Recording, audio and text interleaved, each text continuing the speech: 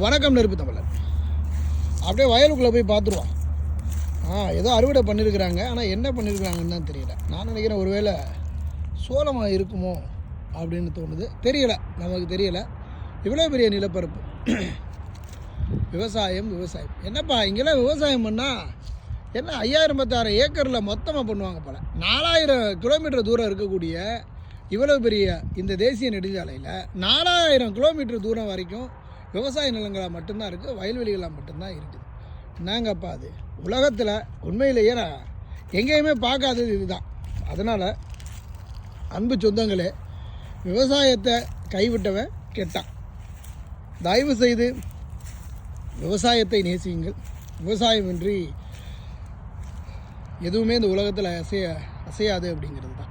விஞ்ஞானியாக யார் வேணாலும் உருவெடுக்க முடியும், ஆனால் ஒரு விவசாயியாக யாராலையும் உருவெடுக்க முடியாது அப்படிங்கிறது தான் நிதர்சனமான உண்மை.